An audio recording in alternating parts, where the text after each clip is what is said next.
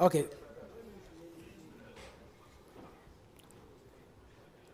This way.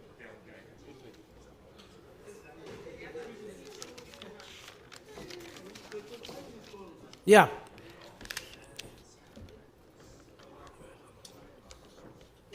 Welcome to our side event.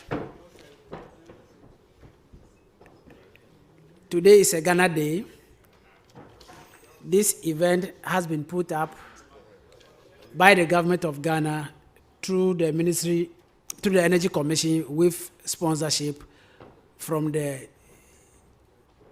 UNDP, Trilateral Cooperation between the Energy Commission and China government. By way of introduction, I will take the opportunity to introduce the chair of the session.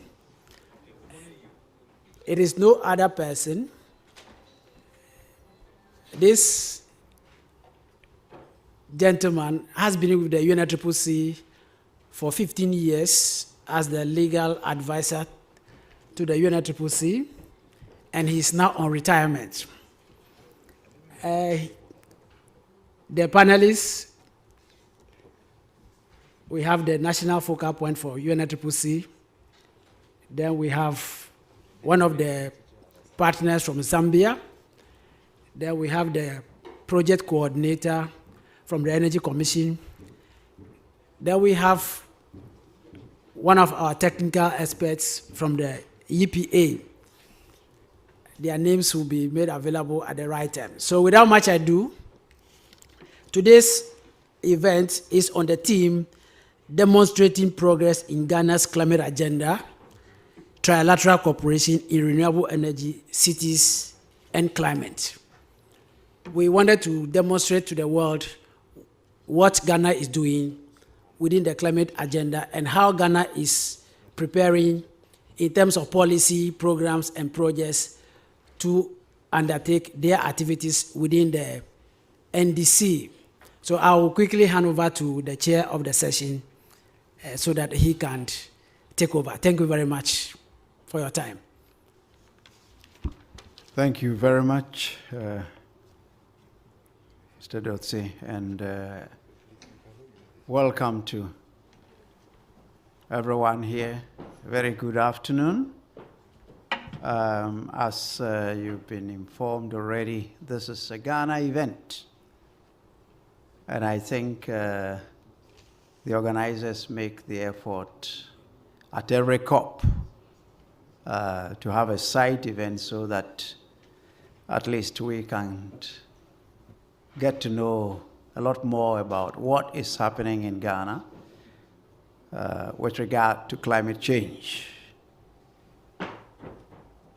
We were hoping that the Honorable Minister for Environment in Ghana, Professor Frimpong Boateng, would be with us, but he is not here yet. I'm told that he will be here early next week for the ministerial segment, but he's ably represented by a senior official from the Environmental Protection Council. Climate change knows no bounds. It affects almost every country on planet Earth, both developed and developing alike. The developed are affected, but because they are more wealthy, they are able to cope. For us in the developing world, we are affected, particularly it's said that Africa is a continent that is most vulnerable to the adverse impacts of climate change. And at the same time, the continent that is least able to cope with these impacts. And then thirdly, is the continent that has contributed the least to climate change. the cumulative emissions of greenhouse gases from the continent is no more than 6% of the global total. So we emit very little, but then we are affected the most. And the Climate Change Convention, its Kyoto Protocol, and lastly, the Paris Agreement enables us to join the international community to address these adverse impacts. Now, we are here to look at Ghana. How are we demonstrating progress in our climate change agenda? And today we want to look at a specific area, cooperation in renewable energy. Those of you who have been in Ghana, considering the challenges that we faced over time with electricity, I think we're beginning to think seriously about looking at renewable sources of energy.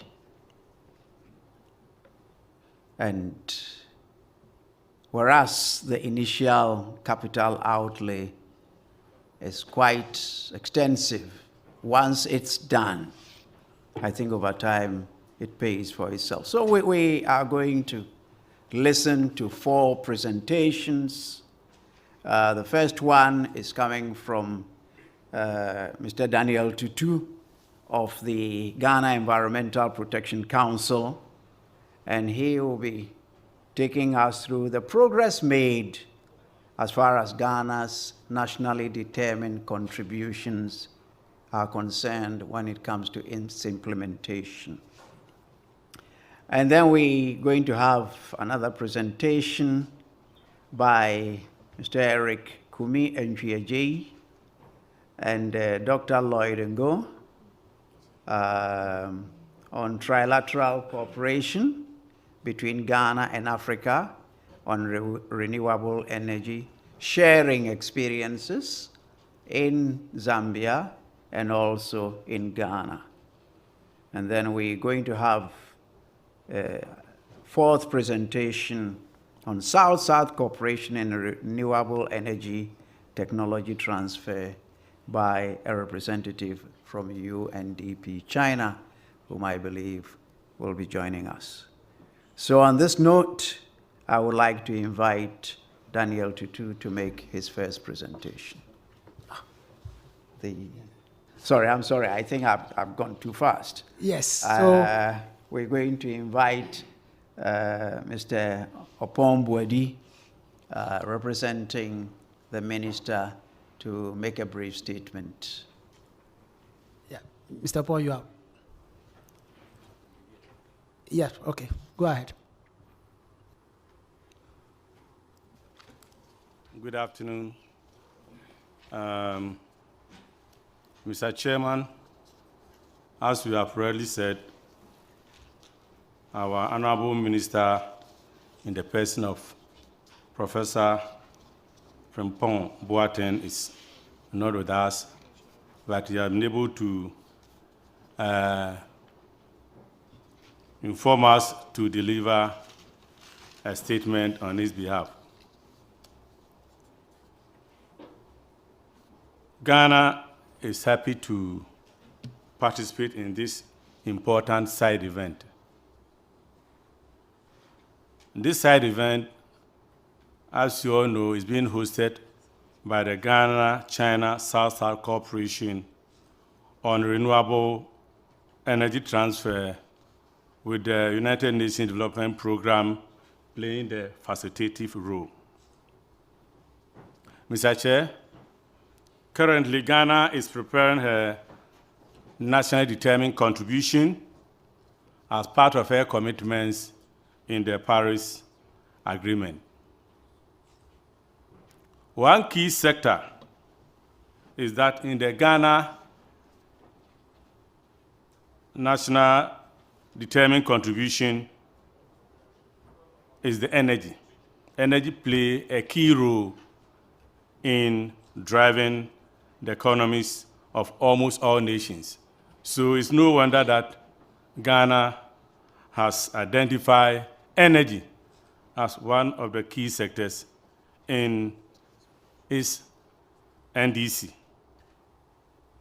According to the Ghana NDC, 32% of the interventions come from the energy sector. Renewable energy, which all know is also a key area, also that drives clean energy, makes up about 73% of these interventions. In an effort to drive the attainment of these objectives, the government of Ghana has launched several projects. One of these is the collaboration that has been launched between China and Ghana to develop Trilateral Cooperation in the renewable energy sector. This project is bringing together all the policy prescriptions and strategies through the renewable energy master plan that we have for the country. Mr. Chair, this afternoon we will share with you some of the key objectives of this plan and other actions that are being undertaken under the trilateral arrangement and some of the lessons that have been learned. Mr. Chair, on this note, may I welcome you all to this important meeting and wish you fruitful deliberation. Thank you very much.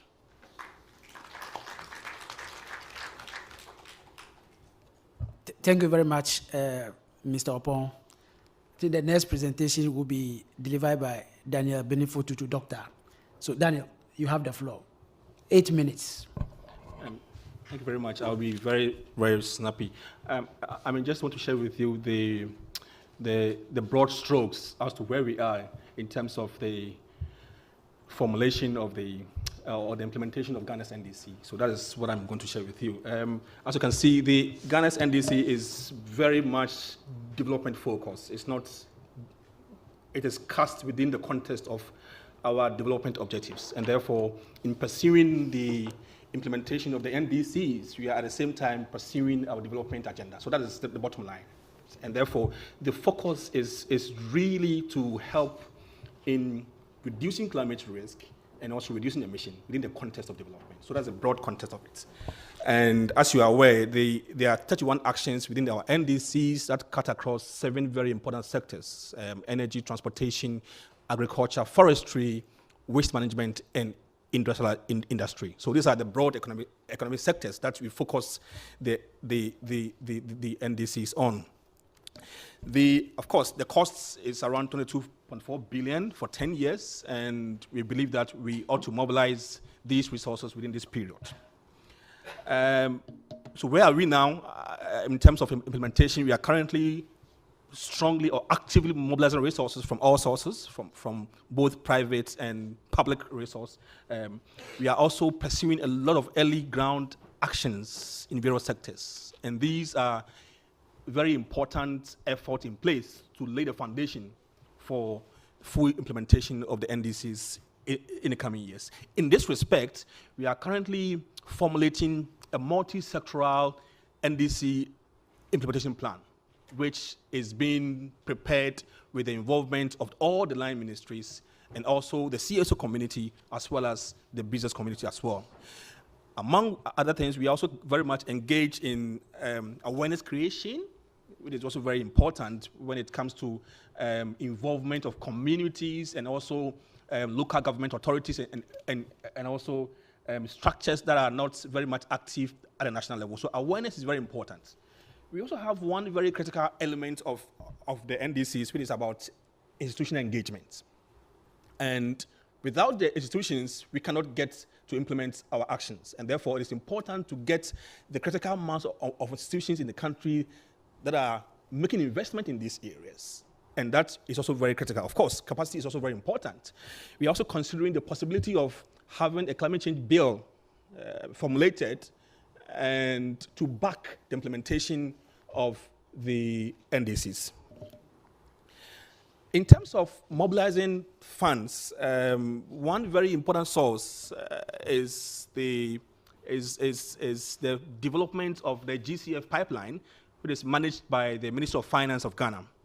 And what you see there is a summary of the pipeline. I mean, the first one, as you are aware, is our effort to scale up access to solar energy in the country. And that is a very important part of the GCF pipeline. We have also one intervention on RETT plus in the share landscape. So that's also part of the interventions. We also have one aspect of it which is also looking at building resilience in the savanna landscape, which is also very important for us. That aspect is also got to do with readiness to support various agencies in the country. And currently, we are also formulating proposals on the adaptation plans, the NAPS support also under the GCF. There is also discussions as we speak as to how to put in place a very important risk transfer financing with the support from the GIZ. And I think I'll talk about it pretty soon. Then the other aspect is also the innovative financing mechanisms, which we think the whole idea is that we must go beyond the traditional budgeting or financing and look at other sources of financing that can really help us mobilize these resources. And therefore, we are looking at the possibility of having a green fund instrument in the country and also a green line of credit to private sector, which is also being formulated with the Ministry of Finance. And also the effort of putting in place a national climate change fund or green fund, which is part of the environmental fiscal reform program that the Ministry of Finance is leading. So this is just a picture of where we are in terms of trying to mobilize resources in country. The other one is also about the sectoral efforts. So this slide is showing you a summary of the effort to stop or stopping deforestation or reducing deforestation. And it cuts across policy interventions, it cuts across making investments in the cocoa landscape that is producing cocoa sustainably in the country, and also ensuring that we combat the effort of illegal mining, which is a huge threat to, or which is also a major driver of deforestation. And as you are aware, Ghana is very much at the forefront recently in trying to fight or combat illegal logging. There's also a very important investment, which I think it's worth showing or showcasing, the Forest Investment Program with the World Bank, which is seeking to demonstrate how a typical results-based payment of RETT would look like. So that is also being done. Then the last one is also about community engagement. So if you look at it carefully, we are carefully tackling various components of the drivers of deforestation. And I'm sure that colleagues from Ministry of Lands and Natural Resources and the Commission are here to help me address questions that will come up. The other aspect is also the risk reduction efforts and also building resilience. I mentioned earlier the idea of having a risk transfer payment mechanism. And one of the things that we are doing currently is to work with the African Risk Capacity Insurance Initiative to be able to put in place a mechanism to pay for risk that are associated with cropping in the country. There's also a lot of effort that we are doing currently in some of the cities in trying to map out flood-prone areas. And that, I think, is also a very important effort that we need to showcase. The other one is also it's been a long-standing effort with the Ministry of Environment and also the Ministry of Agriculture and also Forestry Commission in trying to promote the adoption of sustainable land and water management practices in the savanna landscape of the country. And then, of course, the Adaptation Fund project is also trying to facilitate access to water in the northern part of the country.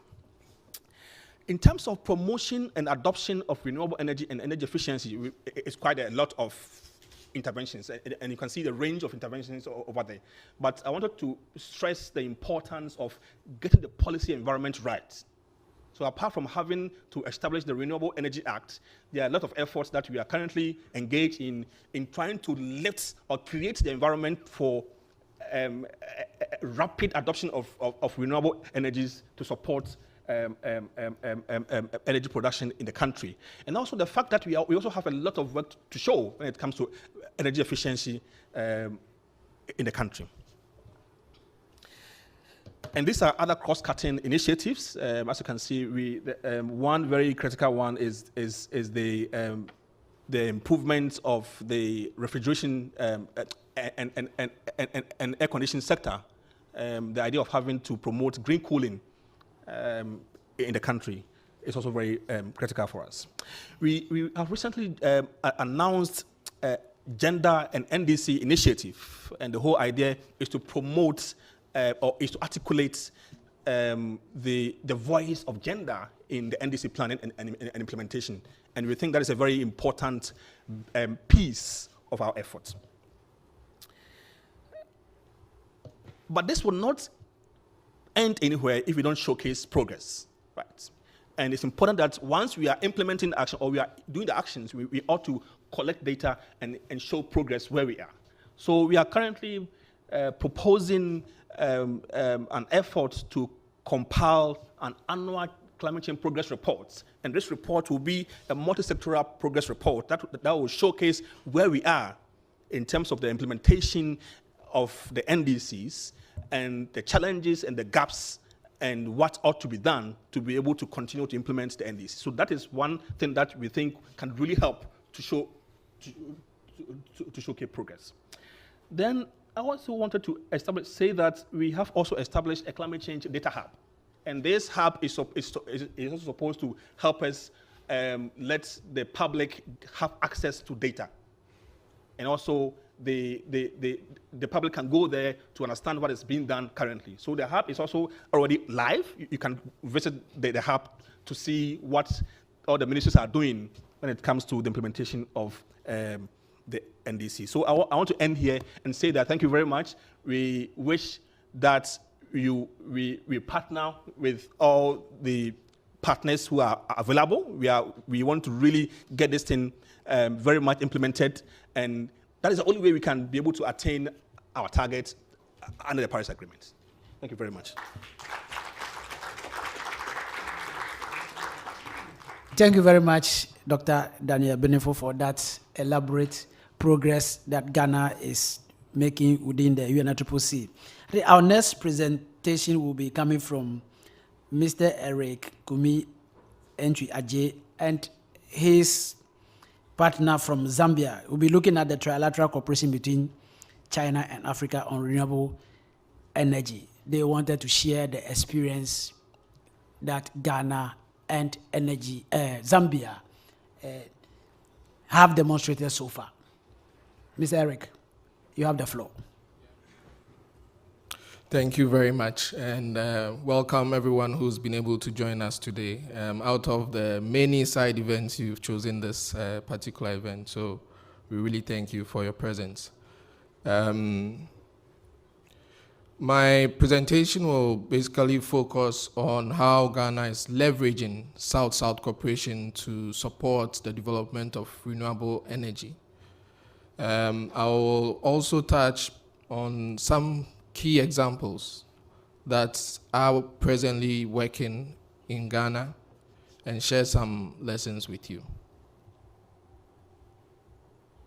Yeah, but before we go on, I just want to paint a picture of where we are when it comes to the renewable energy space in the country. But in general, the installed capacity for electricity in Ghana is at 4,381 megawatts. And the capacities have been really added on quickly because the hydropower that was a base for the country has been dwindling over the years. As recently as 2015, the hydropower was at 43.2% of the energy mix, and in 2017 we are just 36%. So there is a push for thermal generation to really address the fallen generation that's coming from hydropower. A lot is also being done in promoting renewable energy in the country. However, for the electricity mix, the component of renewable energy is just below 1%. But in recent times, there's been significant push at pooling all the resources to develop the solar sector. So presently, we have a program on termed the 200,000 rooftop project, which is looking at putting 200,000 solar PVs on the roofs of individuals. Ghana has also been able to establish 4 mini-grid projects in island communities that were previously cut off from the main grid. And presently, we have 2 solar assembly plants in the country. However, the progress that we've seen in the solar sector has not been seen in other areas that also have similar potential, like the biomass, waste to energy, wind, and other resources. The impact of climate change is also being felt in the country. The weather is also increasing, the temperatures are increasing, the rainfall patterns have changed. So there's a need to do something. So when you look at Ghana's NDCs, as has been mentioned previously, energy plays a key role in the NDCs.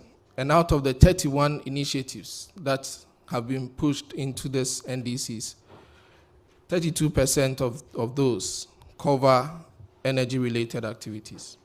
And when you come to the energy sector itself, 73% of the activities there are renewable-based.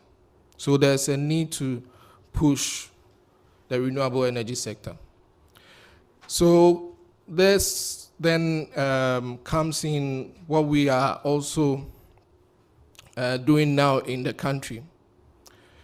And Ghana is a beneficiary of a major global agreement that was signed between the UNDP and China to promote South-South cooperation in various technology areas.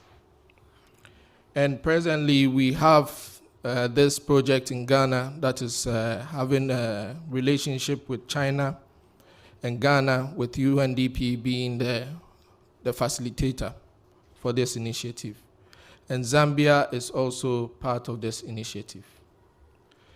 In Ghana, the implementing agency is the Energy Commission, and then in China, the implementing agency is ACA 21. So there are 2 project offices, one based in Ghana and the other based in China. The project budget is 2.7 million, and funding is coming from the Danish government.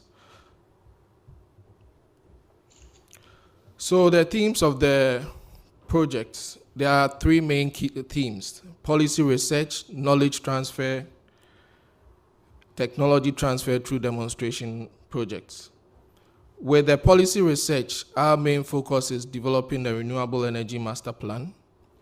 And then when it comes to the knowledge sharing and B2B matchmaking, we are also bringing the various players together so that the Chinese parties will understand Ghana, and likewise, Ghanaian industry players will also understand the Chinese environment, so that there will be the sharing of experiences. A number of projects have also been shortlisted for development under the demonstration projects, and I'll share it with you shortly. So when it comes to the Renewable Energy Master Plan, the main objective is to accelerate the development of the renewable energy sector by setting specific targets, smart targets.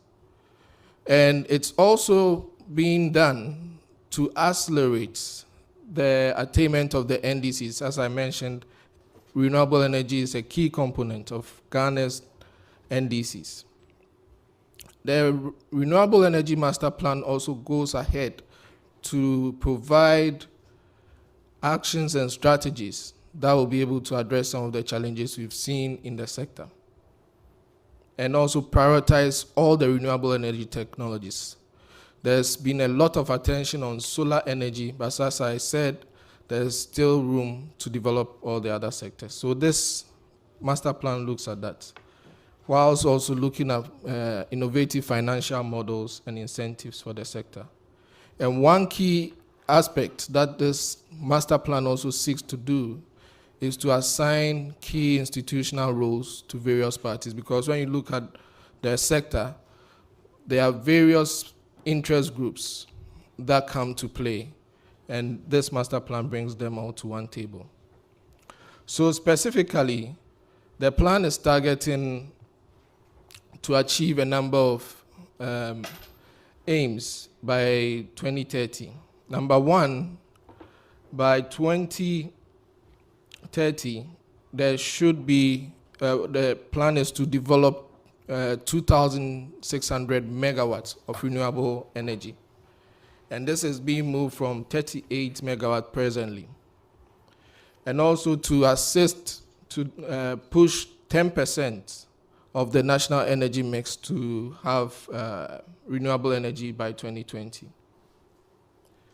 The plan also seeks to reduce dependence on biomass as the main fuel for cooking, and also provide renewable energy-based decentralized systems for 1,000 communities in the country. Some of these communities are cut off. They are island communities which are presently cut off from the grid. And key amongst this is to promote local participation in the renewable energy sector. So this is briefly what has been outlined as some of the targets. The plan is up to 2030, and every 5 years there's a break to do a review as to what needs to be done. For policy, the project has been instrumental in pushing for a number of policy documents which have been key in supporting the general body of knowledge for the sector. One is the identification of barriers to technology transfer. There's also been an energy policy review for the renewable energy sector. And the criteria has also been established for selecting technologies for transfer. There's also the aspect of knowledge sharing and B2B matchmaking. The project has seen a number of visits by Chinese delegations to Ghana to have interactions with players in the government sector, the private sector, and then academia. And through these interactions, there's been a number of great milestones in the development of business models for the renewable energy sector. A significant understanding has been made in knowing what is required for the Ghanaian sector, because there's a need to also refine some of the technologies and adapt them to our use. There's also identification of partners between China and Ghana when these events are organized. Likewise, the Ghanaian community have also had the opportunity to interact with Chinese experts, and here we've been able to send a number of people for training.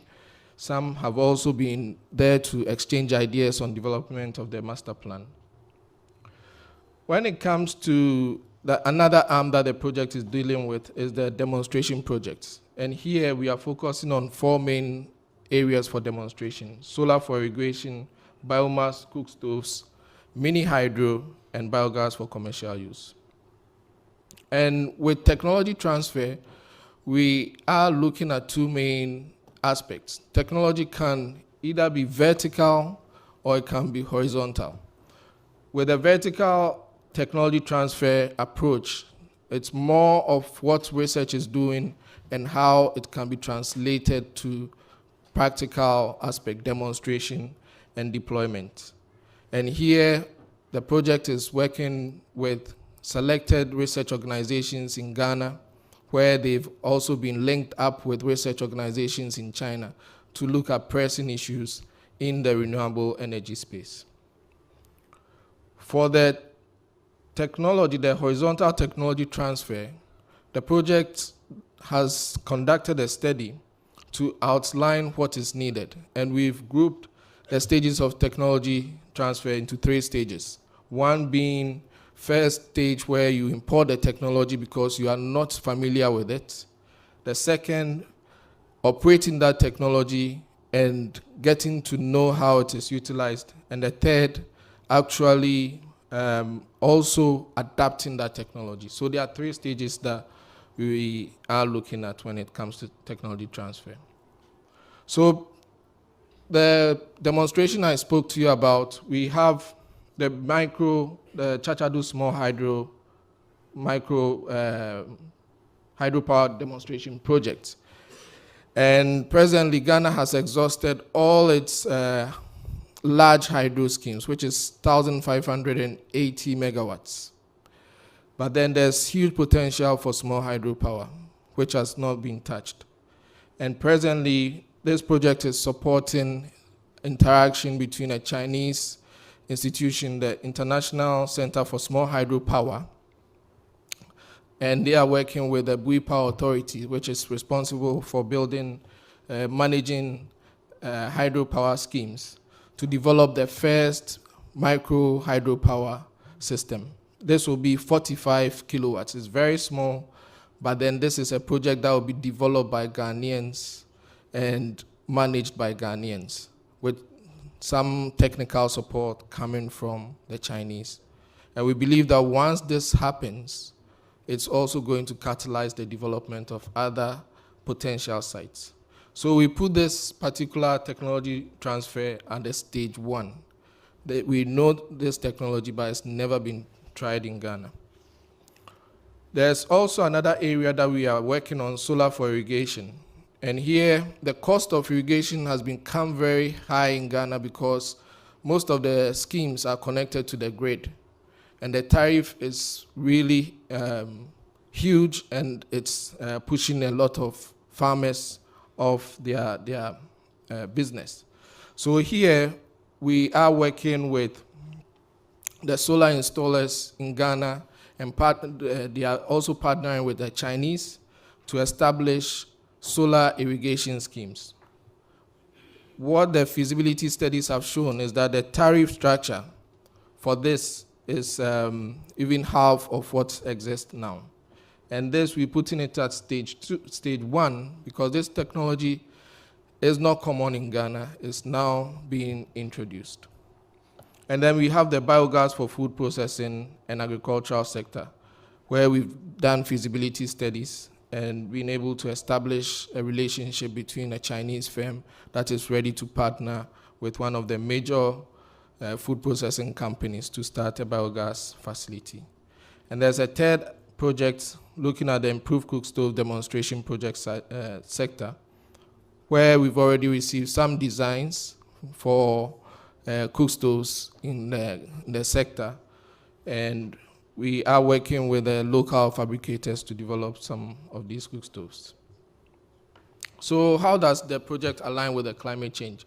When you look at what has been done in the technology area for the convention, Jeff has developed some clear guidelines on technology transfer.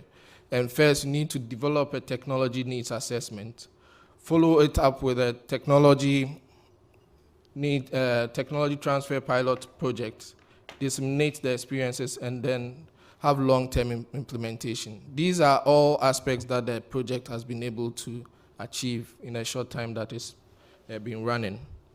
So the key lessons, I would say that the project has demonstrated that trilateral cooperation and South-South cooperation is a perfect model. Here we have a model where the developed country is supporting an initiative, a triangular cooperation, to establish an initiative. So we believe that it's a very good mechanism to look at. Technology transfer is also shifting from the traditional approach to a more private-led action. So there's a need to involve more private sector.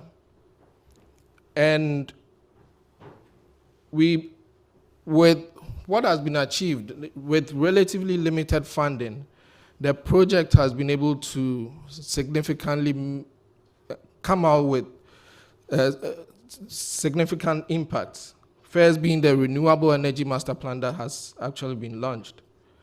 And we believe that scaling up the initiatives that have already been started will also require some funding. But then it's been clearly shown that the funding requirements to push and to scale up based on this arrangement is something that will bring the significant results that we are looking for.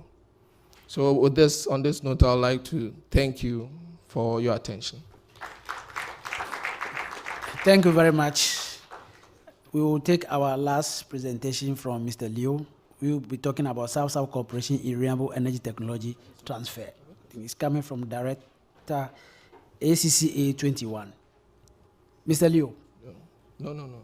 Or Zambia. Dr. Ngo. Sorry, thank you very much. Okay, no, that's fine. Okay.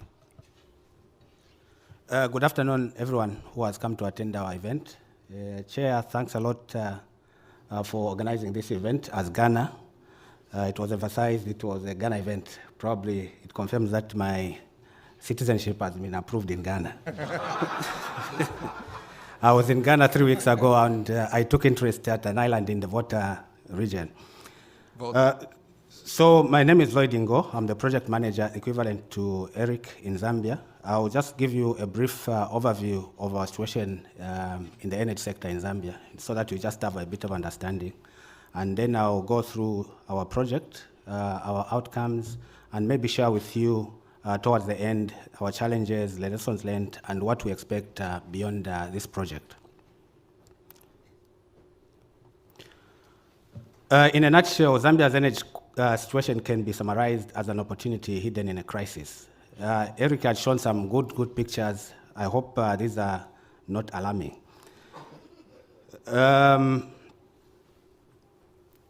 Zambia has a population of about 14 million, and by landmass, we are a very big country. If you look at the density population, we are sitting at about 22 people per square kilometer, compared to Zimbabwe, which has 40, and Ghana, which has 117. I brought out these statistics to show how difficult it is for us to connect people to the grid. If you look at the map of Zambia, the lines you see in red, that is where the concentration of the electricity grid is. From the north, from the south where our power plants are located, the lines mostly take the electricity to the mines which are in the north. On the eastern and the western part of Zambia, you see that there are fewer lines of the grid. Of course, this is a bit outdated. We have more updated grid lines, which we can share later. Our electrification levels are at 31%, 9% in the rural areas. If we take out home systems, we are sitting at 4% who are connected to the national grid. In the urban areas, we are at about 67%. So this is quite low electrification levels, even when we compare to Ghana, which is sitting at about 85%. The crisis which I talked about, where we can drive our opportunities, like any other sub-Saharan Africa country, we lose quite a number of lives due to indoor pollution because of the methods we use for cooking. 250 hectares to 300 hectares are lost to deforestation as a means of energy from firewood as well as wood fuel. Climate change has not left us out. We had a massive drought in the year 2015-2016, which led to load shedding in the urban areas of up to about 12 hours a day. So that was a crisis which we see as an opportunity for Zambia. The opportunities that we have from those crises I've talked about indicate that we can diversify our energy mix. 95% of our energy is from large hydro. That's why we are heavily affected when we had the drought in 2015-2016. So as Zambia, we intend to diversify our energy mix to increase quite a number of renewable energy technologies, of which solar will play quite a big role. And government is planning to put about 600 megawatts into the grid from solar. We have got also quite a large potential for small hydro, which has been underdeveloped. Statistics show probably that we only have about 28 megawatts from small hydro, and we've got several hundreds of potential sites across the country. It also gives us an opportunity to increase access. If you look at 4%, it's quite low under any standards, as energy is quite critical for economic development. So we can use renewable energy to increase access to cleaner energy solutions in line with SE for all goals. We're also looking at utilizing other models that are working, say, in East Africa, where they are using mobile money on the solar systems as a means of payment, which is gaining momentum. This is an opportunity we can take up as Zambia as well. We have seen a few companies coming on board with a pay-as-you-go system for solar systems. Now let me focus on the renewable energy project which we are implementing together with Ghana and China. Eric had mentioned this, about the project, so I'll just be brief. It's a 4-year project. We are trying to create an enabling environment so that we can increase the uptake of renewable energy technologies and also strengthen the South-to-South cooperation between Zambia and China. The key partners are the Ministry of Energy, who are the main implementing partner, and the Ministry of Science and Technology in China, and UNDP is providing support. And this project is also funded by the Danish government to the amount of $2.6 million. The 3 main outcomes are to try and create an environment that will support the increase of off-grid system as well as, in general, renewable energy technologies that will contribute to Zambia's NDC objectives, and also to increase capacity among key stakeholders in the 2 main technologies we are focusing on as a project, which is solar and mini hydro, and also, like I mentioned, to strengthen the South-to-South cooperation. So the key activities which we have undertaken under this project, I'll just briefly talk about maybe 2 or 3 and give you the status on what we have done. So in terms of trying to strengthen the enabling environment, we've done the review of the existing policies. We've got the Energy Policy of 2008. We've reviewed even the Electricity Act to see if these policies are adequate enough to support the increased uptake of renewable energy technologies. And quite a number of gaps have been identified, such that we don't have any emphasis on off-grid systems to support that type of technology. And we also don't have targets for renewable energy. And we don't have a well-mapped-up strategy for renewable energy. So as a project, we are supporting the drafting of a renewable energy strategy, which we have even advertised. We've got the website there for those who might be interested to provide that consultancy. I think we close it in the next 1 week. In terms of supporting the transfer of technology, we are establishing 2 centers of excellence, one for solar and one for mini hydro. The Solar Center of Excellence on Solar is sitting at the University of Zambia, and we are supporting them with a lab and offices and equipment so that they can provide training as well as demonstration. We have also installed 2 demonstration facilities at health facilities so that we just demonstrate that solar can work even at these health facilities that are far away from the grid. In terms of mini hydro, the center is being established at an already existing center which has been focusing on large-scale hydro, but we want to focus also on small hydro. This will sit at the Kafue Gorge Regional Training Center. And to support this technology transfer, we are doing a more practical approach. We are supporting a pilot project where we are constructing a 200 kilowatt system, which will be about 400 kilometers from Lusaka. The invitation for bids closes on the 27th of November. If we have any developers who might be interested in providing those bids, you are welcome to submit on that website, which I've put on the slide. This is just to show you on the demonstration center facilities we've supported the university.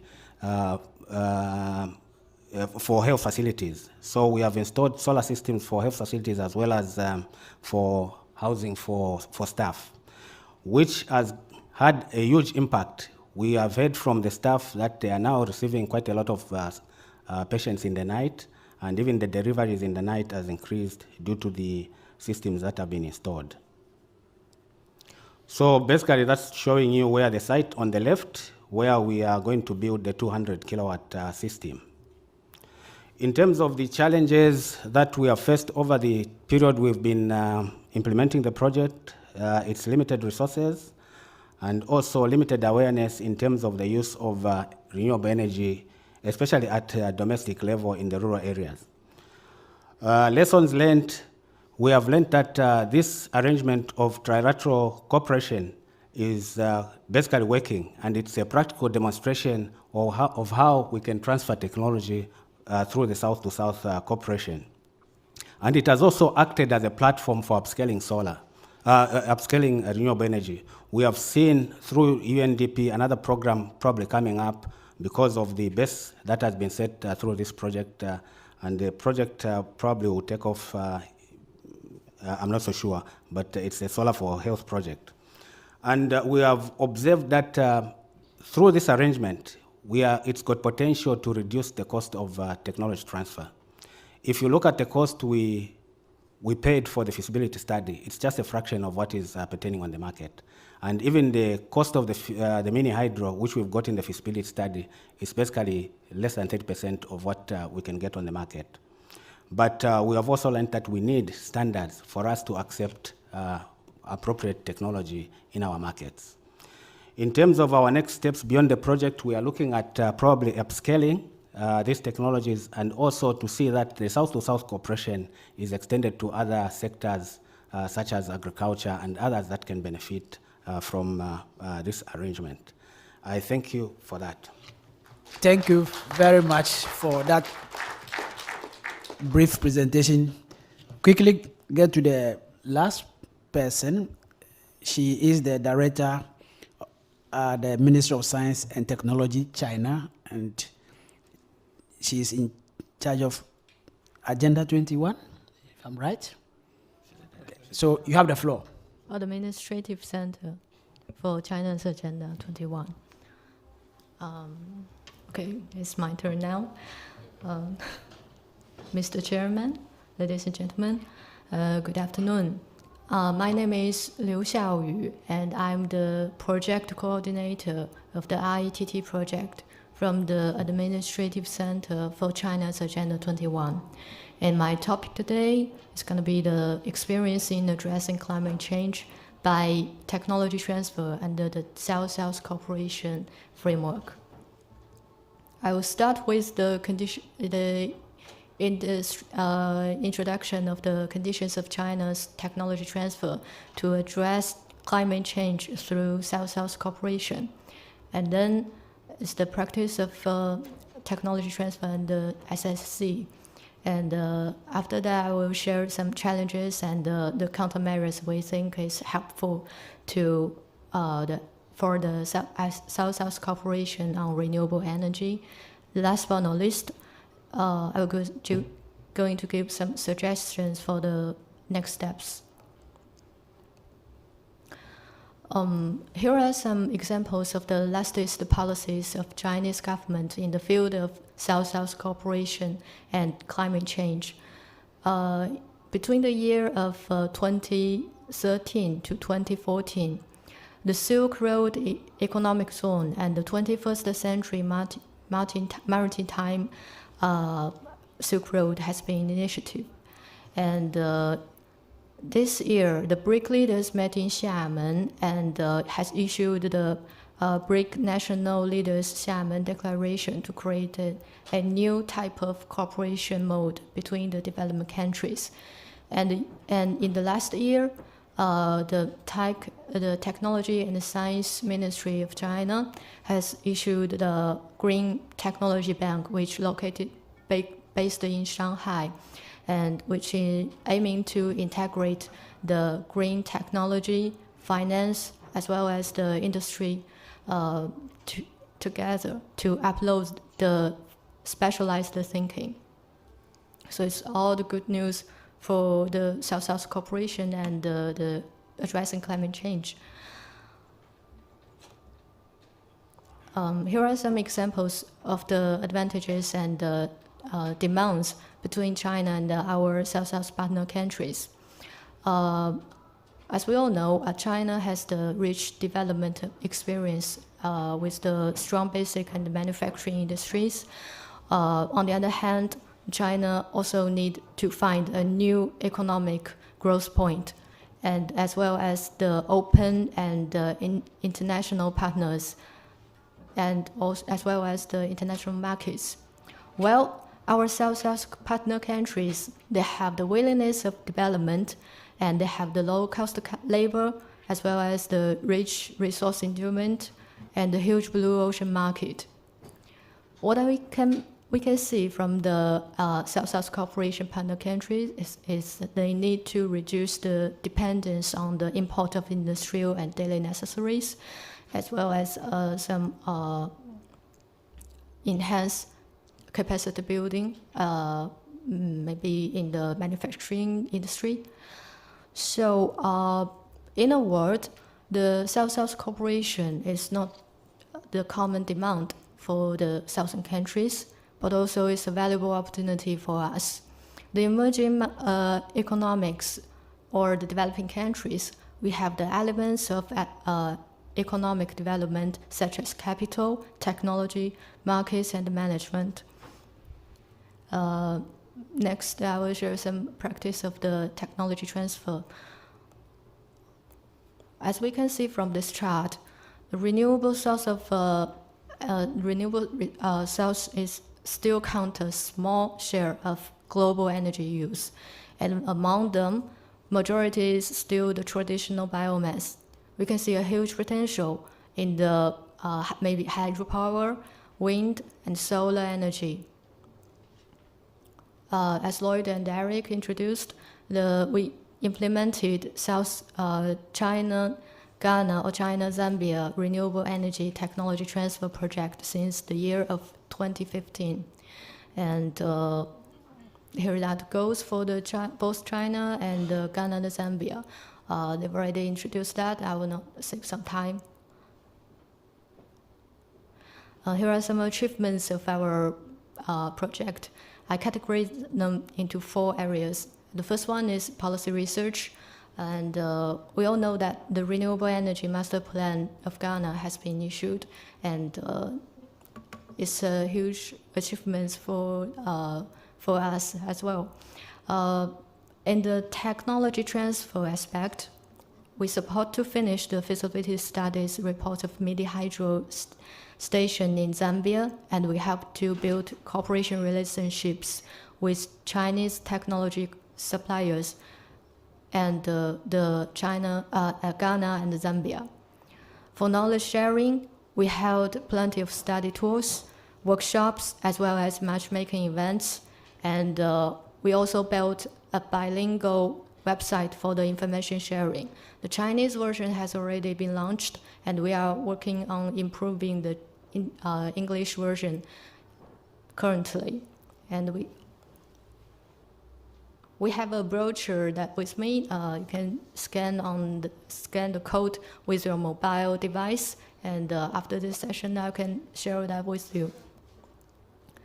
Mr. Pan Gi-moon also visited the International Center of Small Hydropower. That's one of our partners in China, and that's his prize for our project.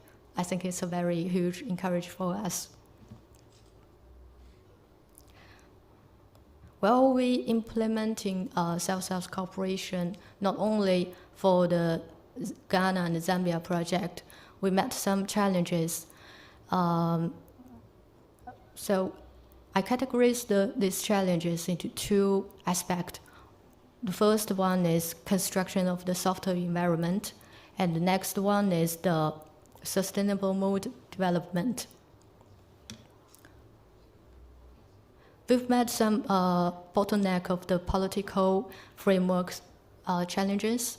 For example, a Chinese company helped to build a device that integrated irrigation and the PV technologies, but they cannot count the electrical fees, so it's kind of barriers for us to change the transfer the technologies. So we think probably a demonstration project can be set up within the ITT project, and the government will give the preferential policies from both sides of the countries. And for the insufficient information communication, we already have the online platform. We will improve it as soon as possible, and to reduce the information costs for technology transfer. One of the greatest concerns for the stakeholders is the stability of partner countries' environment. And we think that can deal with the more knowledge sharing meetings and other information exchange means. And the last challenge of the construction of software environment would be the lack of local technical staff. And we think during the demo project building period, we need to send more Chinese experts to teach the local staff hand by hand, from design, construction, cost analysis, and to installation, and as well as maintenance. It can be dealt easily. On the other aspect, as sustainable mode development, cost effectiveness is the biggest problem after the handover of the results. We think we need to considering the business model and cost benefit from the very beginning of the project design. And some of the Chinese companies, they think the partners project is too small to it's cannot enough to attract them. We think we can combine the demonstration project with the commercial projects.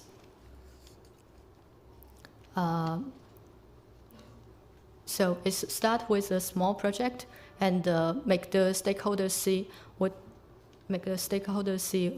the huge potential after that. So it's going to be attractive. The other challenges, like compared with the foreign, our partners prefer directly investment, as well as the Chinese company are looking for more alternatives. I think we need to demonstrate the different plans for different projects and leveraging social capital with the aid fund. Suggestions would be to build up an international cooperation platform to maximize and complement the individually technological advantages and enhance both sides' soft power. And we need to bear in mind the low economical win-win situation. We need to focus on find the reliable partners, diverse support depend on local condition, and plan for the whole procedure. And as well as emphasize on the business model. We also need to pay more attention on the public resources, including improved policies and regulations, construct information communicating channels, formulate technical standard, and enforce capability building. That will be all for my presentation. Thank you. Thank you very much. Let's thank our panelists for a wonderful work done. Yeah, so we are getting close to our program. We have the last segment, which is going to be question and answer, contributions, panel discussion.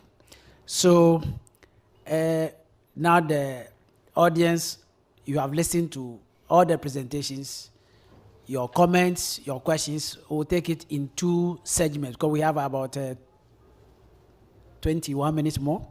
So we'll restrict this session to about 20 about 17 so that we can allow the chairman to wrap up for the day. So, audience, you have the floor.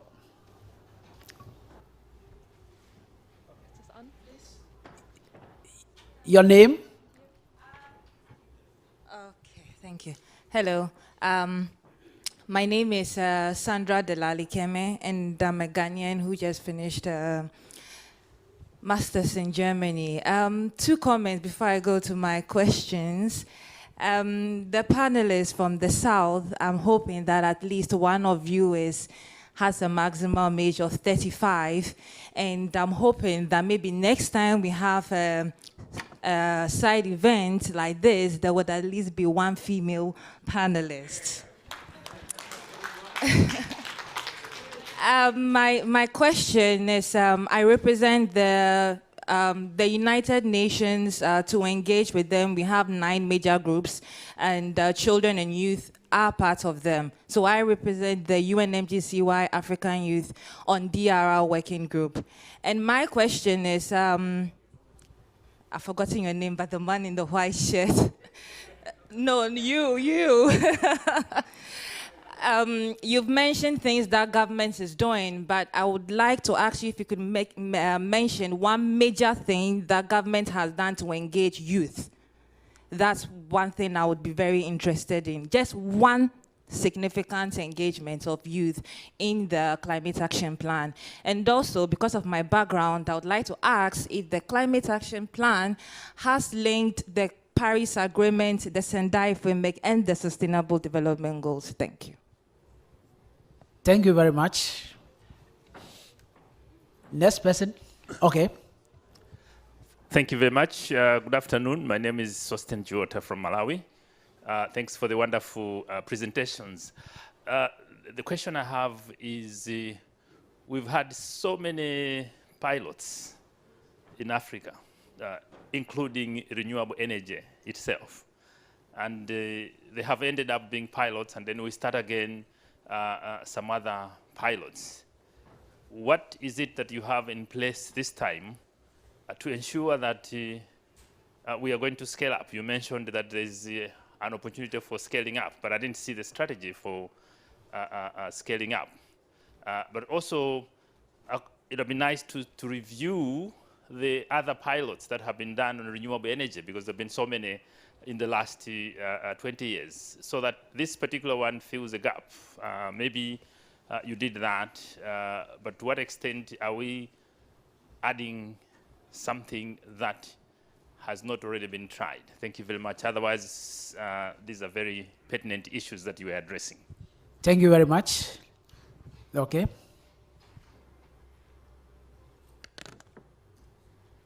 My name is Joyce Jeche from GBC Radio. My question has to do with the RETT+ implementation, because I'm aware that they've categorized the implementation into 3 areas. And one of the areas has to do with cocoa growing areas being identified as causing deforestation. But just 3 weeks or 2 ago, at the launch of, there was this RETT+ week, and there the chief executive of the cocoa board says that cocoa growing is not causing any deforestation. This kind of contradicts what the RETT+ strategy intends to do. So my question is, how are they going to address this in their strategy? Thank you very much. I believe that the panelists are listening to the questions. Those that concerns them, they will respond appropriately. And of course, some of the questions to those within the audience will also have the privilege to respond. Maybe we'll take the last one so that we can. Any other? Okay. Let's. Thank you. There we go. Good afternoon. My name is Samuel Agri from the Ministry of Finance in Ghana. The South-South Cooperation Project, I just wanted to know, is it ad hoc, is it standalone, or it's institutionalized? Because I was wondering whether there were links to, for example, Ministry of Agriculture in that one, because one of your projects had to do with, what do you call it, pumping, solar pumping.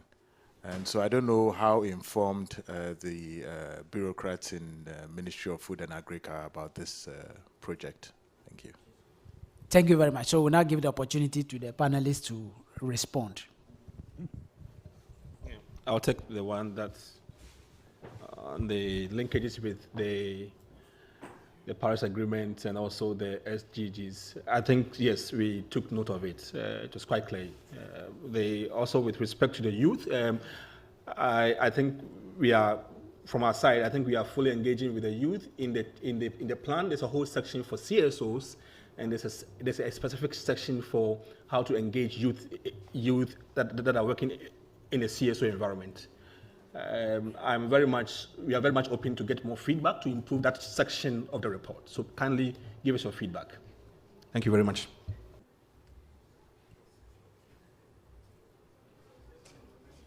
Yes, on the RETT Plus, I think my colleagues here would, from Prof would provide access to it.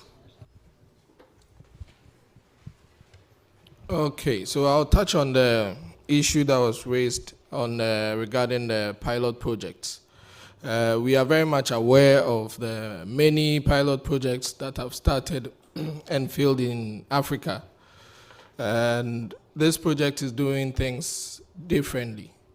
What it's doing is especially putting private sector in the main driving seats for these initiatives.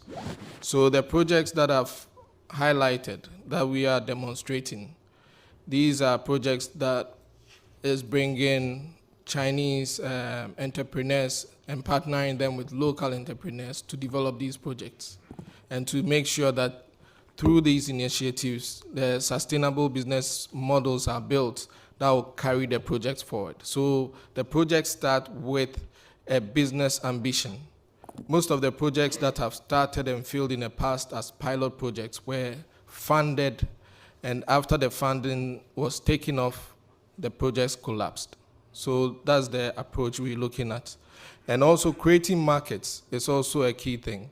So the projects that we're looking at, we are also ensuring that there's a market for the products that will come out, there's a market for the services that will be developed. So that's one thing. Maybe my colleague will also add to it. But let me take the issue that was also raised by the gentleman from the Ministry of Finance from Ghana. Yes, we are collaborating with the Ministry of Agriculture and specifically with the Ghana Irrigation Development Authority. The irrigation schemes that we are looking at are the schemes that are being managed by this authority. And the authority is facing a huge challenge where most of the schemes are presently unoperational because of high electricity tariffs. And what this project intends to do is to replace some of these solar systems or pumps which are connected to the electricity grid with solar PVs and bring down the costs for the farmers. Thank you very much. So probably I'll answer the few RETT Plus questions. I'll begin with the question about the youth involvement. I don't know if the lady is still around, but okay, so as part of Ghana's RETT Plus program, we have a whole campaign for the youth. We call the Red Eye campaign, which has been launched nationally and then also regionally, because we have identified that, when you talk about most of these illegalities, whether illegal logging, illegal mining, most of the people on the ground are made up of mostly the youth. And so we need to let them understand what the implications are of their actions. So we have a whole program for the youth, right from school children up to community members who are not formally engaged in any form of employment. So we have been doing this actively for the past 2 years. We send out different materials. I have a wristband. It's one of the means of communicating and then also spreading the information. So we are actively engaging the youth in Ghana's RETT Plus process. With regards to your question, Joyce, so probably I'll give a little bit of clarity. Ghana's RETT Plus implementation process, is looking at 3 stages of RETT Plus, just as any other country: readiness, implementation or piloting, and then results-based actions. what we talk about in the strategy is 5 different programs for the country, looking at different eco-zones, and one of them is for the cocoa zone. When the chief executive of the Ghana Cocoa Board, what he was talking about is the fact that cocoa is not necessarily intentionally driving deforestation, because cocoa itself needs the forest ecosystem to thrive. But then there was a time, a couple of years back, when we had this information coming in from Côte d'Ivoire mainly, that there's this new breed of cocoa that is sun-loving, that led farmers to take out a lot of trees from their cocoa farms. That is what we are trying to address, putting in shade trees into our cocoa systems. Because when you take the shade trees out, actually, the cocoa does fruit a lot, but then the lifespan is very short. When you have the shade trees in there, you can have your cocoa still bearing fruits for like 30 years with the right management approaches, not just the trees. There's also a lot to do with education and nutrients and all that. So that's what he was referring to.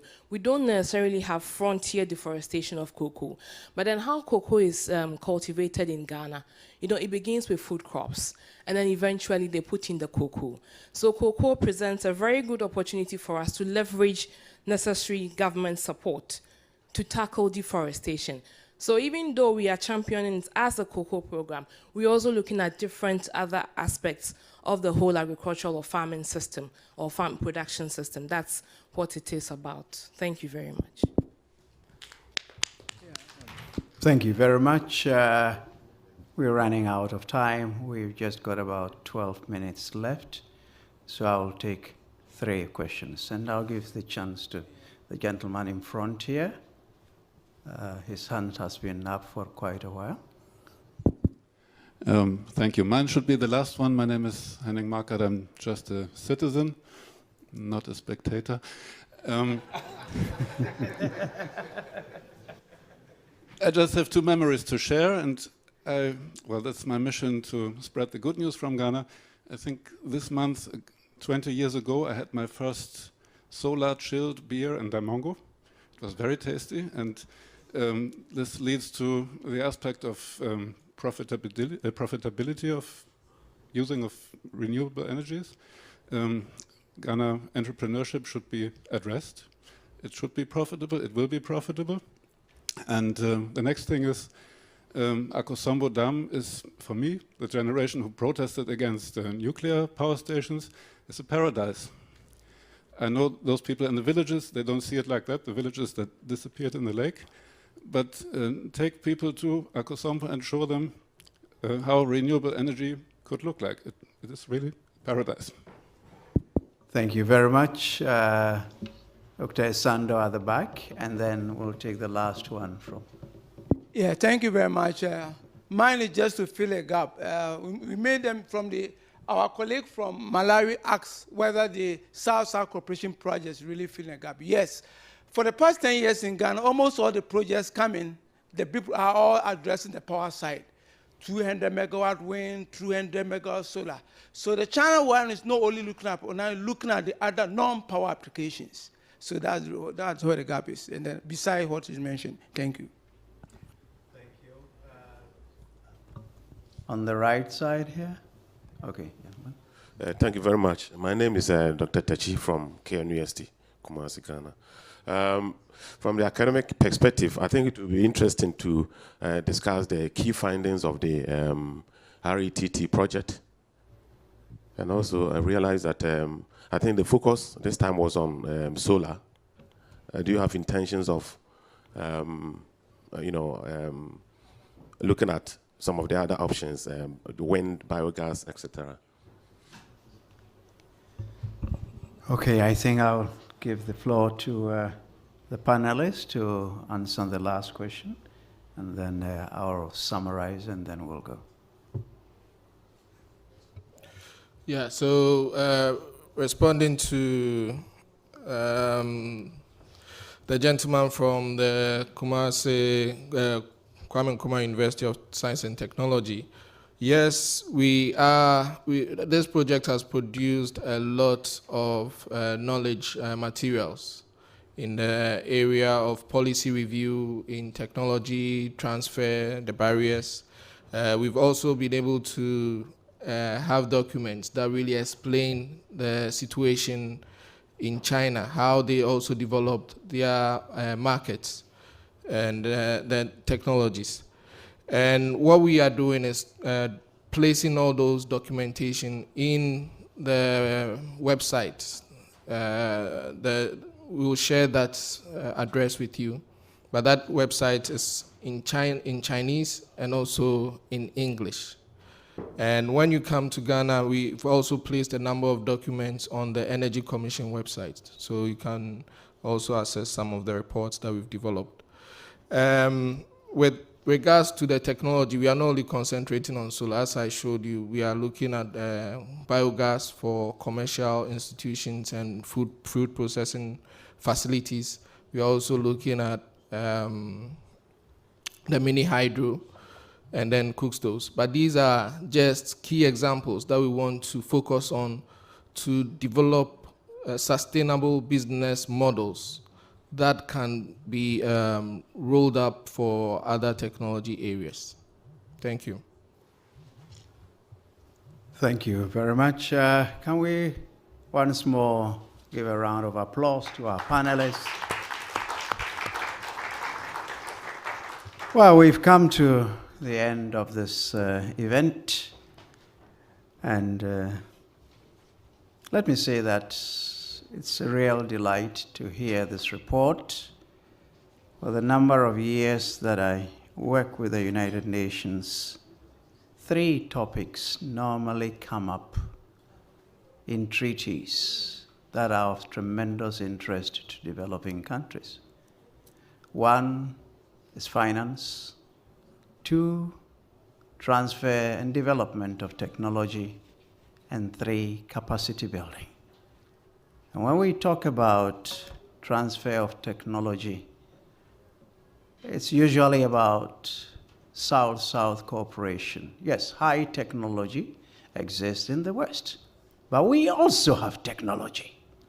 How are we applying what we have? So I think it's good to hear the cooperation that is currently going on between China, Zambia, and Ghana in the development of renewable energy. But if you did take notice, you would have seen that the funding for this project came from Denmark. Why should it always be so? I think it's time we began to realize that we should put our money where our mouth is. We need technology. Yes, we need renewable energy. But I think it's quite important if our governments will put adequate resources in those areas so that at the end of the day, we will be proud of what we have achieved. We keep mentioning the Akosombo Dam in Ghana, the Kariba Dam, and so on and so forth. These were built with local resources, loans, and so on. Today, they are providing a big service. It is being run by locals, and I think it's quite impressive. So we should be looking at investing more in these areas. And I also realize that the capacity building is a big element in this whole project. That at the end of the pilot phase, when the Chinese are gone and the investors have stopped sending money, the process or the project will continue. Africa is littered with projects funded from external sources, which when completed at the end of the pilot phase, they go dead because money does not come and we do not develop the capacity to handle the equipment that has been left to us. I hope with this project that we've just heard of, it will not be something to reminisce about, but something that will continue and that we will sustain it and be able to build on it for the future. Thank you very much for your interest. Thank you for coming, and have a good afternoon. Just one brief announcement.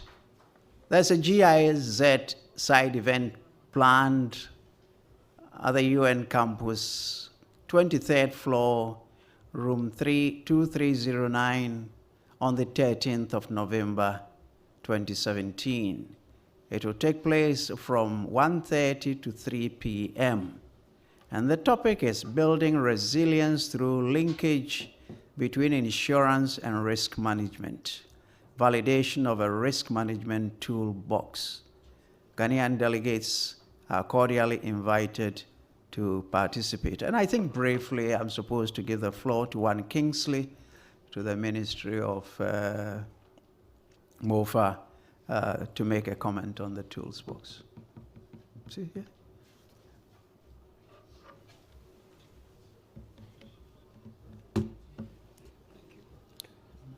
Yeah, whilst Kingsley is making that brief thing, we have item 13, so don't rush away. Thank you. On the 18th, I'm here till the end. I never leave.